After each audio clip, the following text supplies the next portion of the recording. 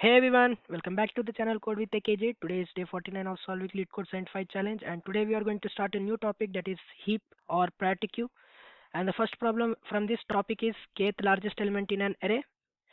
So if you find my explanations helpful, don't forget to like this video, share it with your friends, comment your thoughts below, and subscribe to the channel for the latest updates. So let's get started. So the problem statement says, given an integer array nums and an integer k, return the kth largest element in the array. Note that it is the kth largest element in the sorted order, not the kth distinct element. And can you solve it without sorting? So given examples here, we have given a nums array 3, 2, 1, 5, 6, 4, and we have to find the second largest element.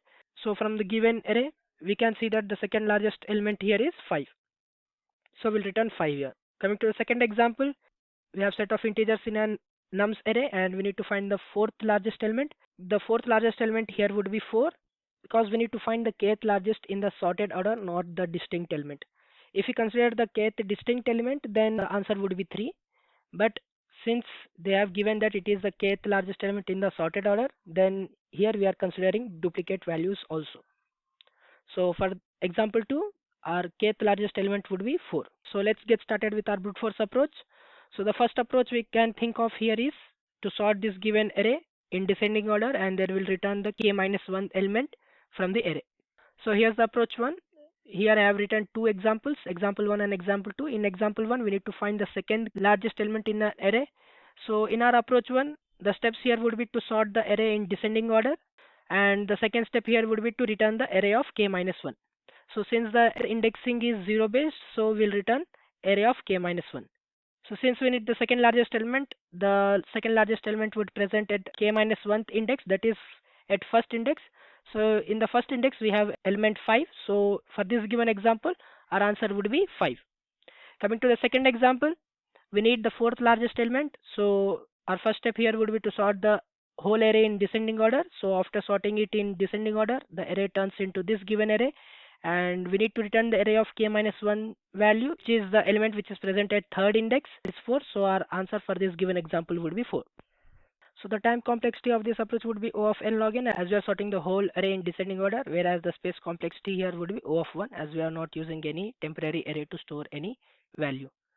So this would be our first approach, that is using sorting. But since the question says to solve it without sorting, we need to find out an alternative approach where we will not use any sorting algorithm. So before moving on to the next approach, let's quickly see the code of our first approach. So here I've taken the size of an nums array.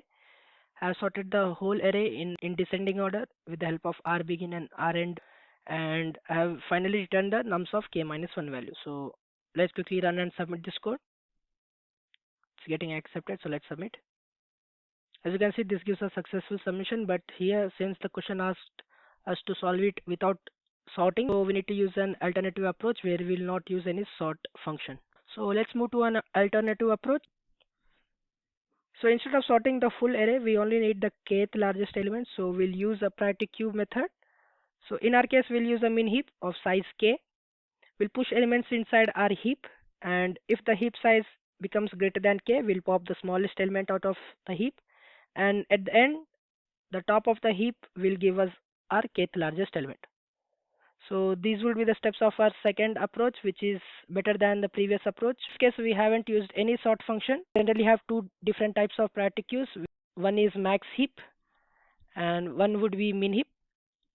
So max heap would store all the elements in such a way that the top node of the heap would give us the maximum element of all the elements, whereas min heap would store all the elements in such a way that the topmost node of the heap would give us minimum element. So here in our case, we are using min heap. We are maintaining a size of k since we need the kth largest element. So at the end of our process, the top node of our min heap would give us the kth largest element.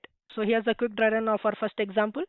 So consider this container as a heap. Generally, heap stores all its elements in the form of tree, but here we are considering it as a container. So let's do a quick dry run on this first example and let's understand how our approach works.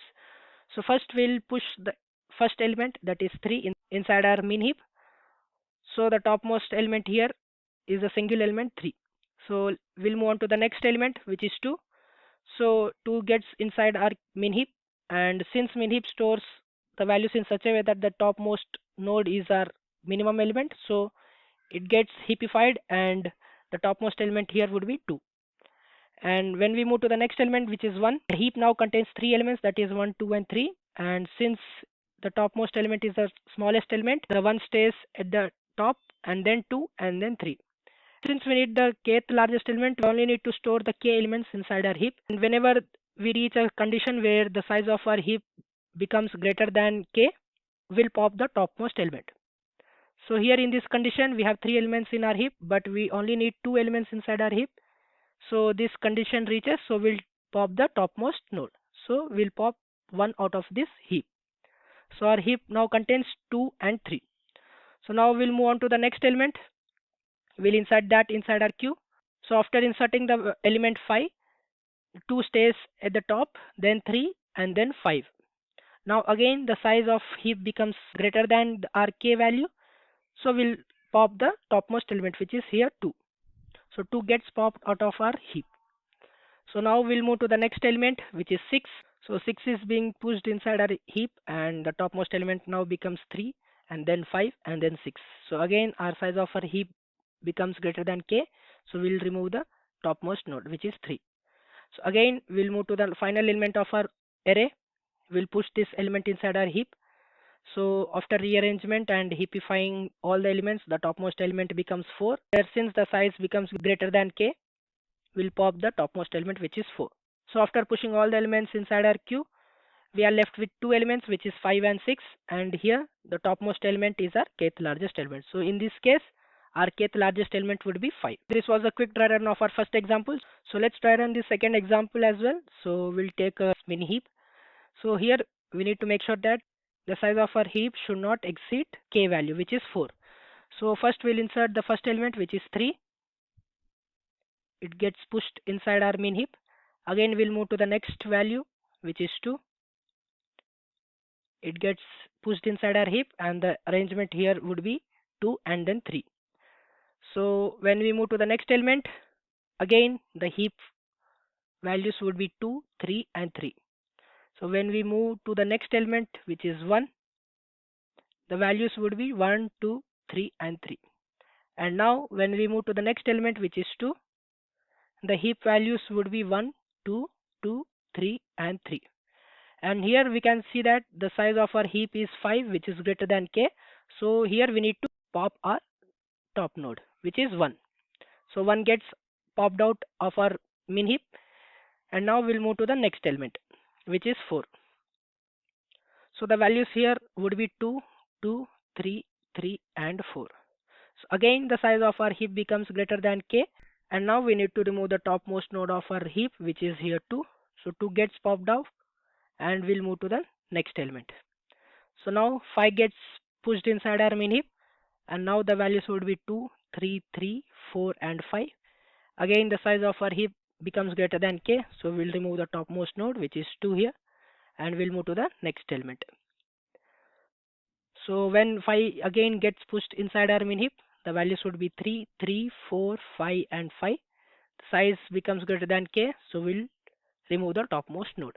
And finally, when we push 6 inside our queue, which is our last element of our array, the values would be 3, 4, 5, 5, and 6. And since the size of our heap is greater than k, we'll remove the topmost node, which is 3. So our final heap values would be 4, 5, 5, and 6. And after doing all this process, our topmost node, which is 4, is our kth largest element. So 4 is our fourth largest element in this given array. So this is how our priority queue approach works, where we have used min heap. So let's move on to the time and space complexity of this approach. So generally in priority queue, each push or pop function takes O of log k time complexity. So here, since we are doing push operation and pop operation for n elements, the time complexity of this approach would be O of n log k. Whereas the space complexity becomes O of k, as we are storing at most k elements inside our queue. So it is far more better than our sorting approach. So let's move on to our code and let's submit. So here's the code for our priority queue approach, where the time complexity was O of n log k and the space complexity was O of k, which is far more better than our sorting approach. So here I've taken the size of our nums array. Here I've declared the min heap. So I pushed all the nums value inside our min heap, and whenever the size of our min heap becomes greater than k, we'll pop the topmost element with the help of pop function. And finally, after pushing all the elements of our nums array, the topmost element of our min heap would give us the kth largest element. So here I've returned min heap dot top. So let's quickly run this code. As you can see, it's working. So let's submit. As you can see, this gives a successful submission. So hence we have solved this particular problem without sorting. So there's one more approach to solve this given problem statement, that is to find the kth largest in an element. And the algorithm is quick select. So it is similar to the quick sort algorithm, where it uses the partition logic to find the kth largest element based on the pivot index. So generally how quick sort algorithm works is, it generally chooses a pivot index, and based on that pivot index it partitions the whole array, and then it recursively sorts the whole array. For example, if we choose the pivot index as this given element, that is 3, we'll first make sure that to move this particular element to its correct position, that is at the third index of this given array, and then we'll recursively sort the whole array. In the same way, quick select uses the same logic of choosing pivot index and using the partition logic, but instead of sorting the whole array, it generally searches the kth largest element in either part of the array. So in our case, since we need the kth largest element, we'll try to sort the given array in descending order, so we can compare our pivot index with the k minus 1 value. So if suppose after choosing the pivot index and doing the partition logic, our array becomes something like this, which is 6, 5, 4, 3, 2, and 1. So if we choose the pivot index 3, and after the partition logic, if our array turns into this given values, that is 6, 5, 4, 3, 2, and 1. And since we need the second largest element, we'll first check if the pivot index value is our second largest element or not. So since it is not the second largest element, we can see that the second largest element lies in this particular part of our array. So we'll navigate to this part of our array, and we'll again choose the pivot index, and we'll do the partition logic. So initial steps here would be to run a loop until or unless we find a pivot index which is equals to our k minus 1 index. So in this given algorithm, we'll try to compare the pivot index with our k minus 1, since k minus 1 will do our kth largest element. So we'll compare our pivot index with k minus 1. So initial steps here would be to run a loop until or unless we'll find that pivot index. So our first step here would be to find the pivot index, and we can get that pivot index with the help of our partition function. And initially we'll send the array with low as 0 and high as n minus 1. We'll check three conditions, that is if pivot index is equals to our k minus 1, then we'll break from the loop. If not, if pivot index is greater than k minus 1, then we'll redirect our high pointer to the left part of our array by reassigning the high value with pivot index minus 1. And if not, we'll do the search in the right part of the array by reassigning the low value with pivot index plus 1. So let's quickly see how this partition function works, and then we'll do a quick dry run on this given example, and finally we'll code this approach. So now let's see how the partition actually works. So it is similar to the quick sorts partition. So we'll here choose the pivot index, and we'll use a low pointer and a high pointer. Low would be pointing to 0, high would be pointing to the last element of the array. We'll make sure that the elements which are present before the pivot should be greater than p, and the elements which are present towards the right of our pivot index are less than p. Let's start comparing these pointers with pivot pointer. So the left side part should be greater than the pivot value, so the nums of L should be greater than the pivot value. And the right side part should be less than pivot value, so the nums of high values should be less than pivot value. So we have two conditions, that is if nums of L is greater than or equal to pivot value, then we'll continue our lower pointer to the next pointer. So we'll move the lower pointer one step ahead. So if nums of high value is less than pivot value, then we'll continue with our next iteration by moving high pointer one step behind. So these would be the two conditions, and the third condition would be alternative one, which is if nums of low value is less than p and nums of high value is greater than p, then we need to swap those numbers.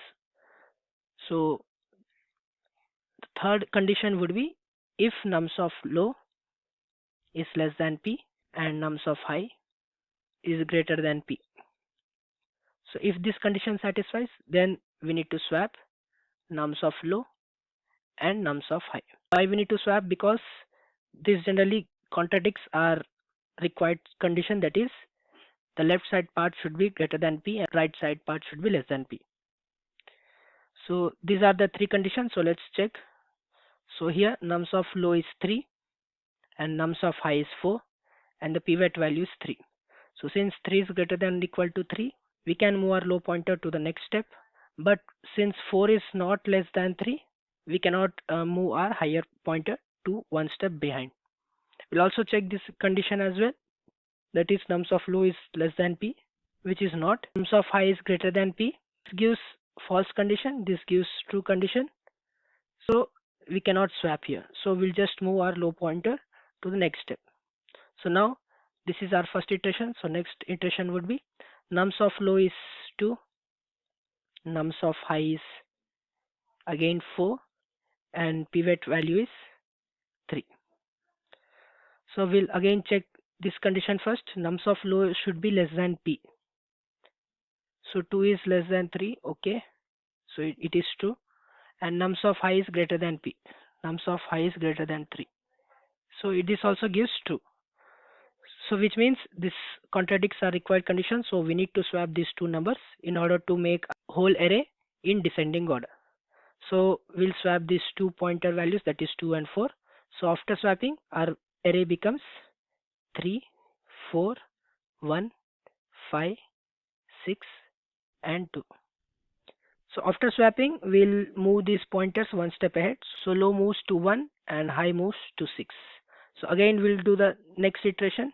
So we'll check if nums of low is less than p and nums of high is greater than p or not. So here nums of low is 1 and nums of high is 6 and pivot value is 3. So generally nums of low should be greater than p, but we'll check this condition whether we need to swap these two numbers or not. So 1 is less than 3 and 6 is greater than 3. So these two values satisfies this particular condition, which means we need to swap these two numbers as well. So after swapping, our array becomes 3, 4, 6, 5, 1 and 2. Our low pointer moves one step ahead, which means it comes here, and high pointer one step behind, so high pointer comes here. We'll again check these two pointers. So nums of low is 5 and nums of high is 5 and our pivot value is 3. We need to first check whether we need to swap these two numbers or not. So 5 is not less than 3. Can be sure that we don't need to swap these two numbers. Nums of L is greater than or equal to P, which is 5 is greater than or equal to 3 or not. So yes. So we can move this low pointer one step ahead. Now we need to check another condition, if nums of high is less than P or not. So 5 is less than 3. No, we won't move high pointer one step behind. So after moving our pointers, we 3, 4, 6, 5, 1 and 2. The low pointer points to 1, the high pointer points to 5 and our pivot value is 3. Since low and high pointers crosses each other, we'll stop our loop, and now for our final step, we will swap nums of high and nums of pivot index, that is this number and this number. So after swapping this, array contains values 5, 4, 6, 3, 1 and 2. This would be our final array. Now we can see that our pivot index comes here to its correct position, and we can see that the elements which are towards its left are greater than the pivot value, and the elements which are present towards its right are less than the pivot value. And after this, our step here would be to check whether our pivot index value is equal to our kth largest element or not. Since we need second largest value, so k value would be 2, and the index values of our array is 0, 1, 2, 3, 4, 5, and the pivot index is 3, and the k value is 2. So we can see that they both are not equal. So according to our k value and our pivot index, we can now navigate to the required part of our array. So since k value is 2 and our pivot index value is 3, we'll move to the left part of our array, that is to this part of our array. Now our modified array would be 5, 4 and 6. So again we'll choose a pivot index, the low pointer and higher pointer. So we'll again do this whole process and we'll check whether we need to swap these numbers or not, and comparing these pointers and moving this pivot index to its correct position. So let's quickly do that. So our first condition to check whether we need to swap these two pointers, low pointer value and high pointer value or not. So to check that, we need to see this condition if nums of low is less than pivot value or not, as well as nums of high should be greater than p. So it should satisfy these two conditions, then only we can say that we need to swap these two numbers. So nums of low is 5, nums of high is 6 and pivot value is 5. Is 5 is less than 5? No. And is 6 is greater than 5? Yes. So one gives false, another gives true, so we cannot swap these two numbers. So now we'll check these two conditions if nums of low is greater than equal to p or not. So 5 is greater than equal to 5? Yes. So we can move this low pointer one step ahead. And is nums of high is less than p, that is 6 is less than 5? No. So we cannot move our high pointer. So after checking all these conditions, our pointers would be pointing to these numbers, that is low would be pointing to 4, high would be pointing to 6 and pivot index would be pointing to 5. Again we'll check these three conditions whether we need to move these numbers, swap these numbers or not. So nums of low is 4, nums of high is 6 and pivot index value is 5. So is nums of low less than p, that is 4 is less than 5? Yes. And is nums of high is greater than pivot is 6 is greater than 5? Yes. So we need to swap these numbers. So after swapping, our array becomes 5, 6 and 4. And while swapping, we also need to move these pointers one step ahead and behind. So low comes here and high comes here. Since low crosses high, we'll stop our iteration and then for the final step, we'll swap our pivot index value with high index value. So after swapping, our array becomes 6, 5 and 4. So pivot comes here. Now we can see that the left side value is greater than the pivot index value and the right side value is less than the pivot index value. So now we'll again check. Let's first write the index value 0, 1 and 2, and now we need to compare it with k minus 1 value, which would be our kth largest element of our array. And since k value is 2, k minus 1 value is 1. So now we can see that the pivot index value and the k value matches. Hence we can say that this pivot index value is our kth largest element in our array. 5 is our second largest element of our given array. So this would be our quick dry run of our quick select algorithm. And this is how partition works. It uses the partition logic of our quick sort algorithm. And since we are trying to compare it with our k minus 1, we have tried to sort this whole array in descending order. So now let's see the time and space complexity of this quick select algorithm. In worst case, the time complexity here would be O of n square. Generally depends upon choosing the pivot index. Since here we are choosing the pivot index as the starting element, we got our kth largest in few iterations itself. In average case, the time complexity of this algorithm is O of n. Whereas coming to the space complexity of this approach, it is O of 1. So let's quickly jump on to our code and then we'll finally move on to our time and space complexity analysis. Here's the code for our quick select algorithm, which generally uses the quick sort algorithm's partition logic, where choosing the pivot index and then according to our partition logic, it generally checks in which part the kth largest element exists. So here I've taken the size of our nums array and I've called a function quick select by sending the low and high values, which would be initially 0 and n minus 1. Also sending the case k. So initially we'll select our pivot index as 0, which is the starting element. And generally the kth largest pivot element is nums of k minus 1. So we'll do the partition in descending order. So we'll run a loop until or unless we'll find that pivot index. So we'll first calculate our pivot index with the help of our partition logic by sending the low pointer and high pointer. And after calculating our pivot index, we'll compare it with our k minus 1 value. So if it matches with our k minus 1 value, it means we have found its largest element index and we'll break from that loop. And if not, we'll check whether in which part our k largest value exists. So if pivot index is greater than k minus 1, then we'll move our high pointer towards left of pivot index, which is pivot index minus 1. And if not, we'll move our low pointer to the right side part, which is pivot index plus 1. And finally, after finishing our while loop, we'll return our kth largest element, which is present at pivot index, by returning nums of pivot index. So now let's quickly see how our partition function works. So it generally takes nums value, low pointer and high pointer. So initially our pivot value would be nums of low and I value would be low plus 1. So here why I have taken low plus 1, because if you consider an array, a single element array, which is 1, where initially I value would be pointing to 1 and j value would be pointing to 1.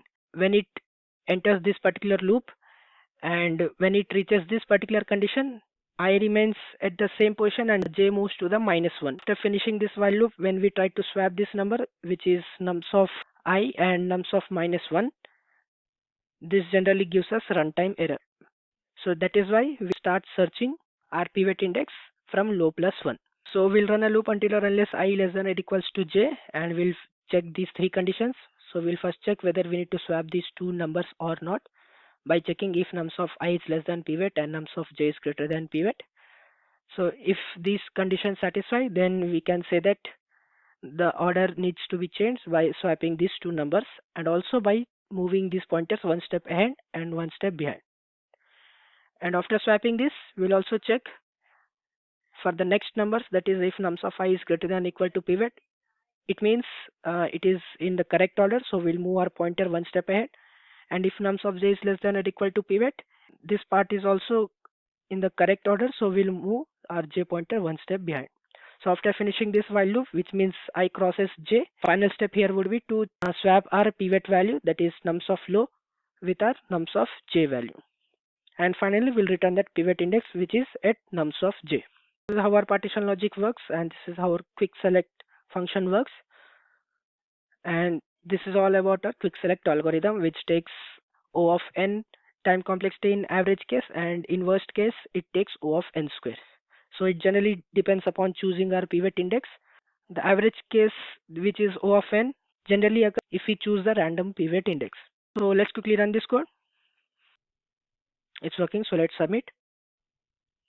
As you can see, this gives us successful submission. So this is all about quick select algorithm. So let's move on to a time and space complexity analysis. So in our brute force approach, we have used sorting technique, which generally takes O of n log n time complexity, and the space complexity is O of 1. And then we have moved on to a better approach where we have used priority queue, which generally stores at most k values inside it, and it finds our kth largest element. So the time complexity was O of n log k. So generally push or pop operation in priority queue generally takes O of log k time complexity, and since we are pushing all the n elements of our array inside our queue, so the overall time complexity becomes O of n log k. And since we are storing at most k elements in our queue, the space complexity becomes O of k. We have also discussed our quick select algorithm, where in average case it takes O of n time complexity, and in worst case it takes O of n square time complexity. And in case of space complexity, it takes O of 1. So we have discussed three approaches for this given problem statement, kth largest in an element. So that's it for day 49 of LeetCode Send 5 challenge, that is kth largest element in an array. So don't forget to like, share, comment and subscribe for more coding problem solutions every day. So thanks for watching, and I'll see you in the next one.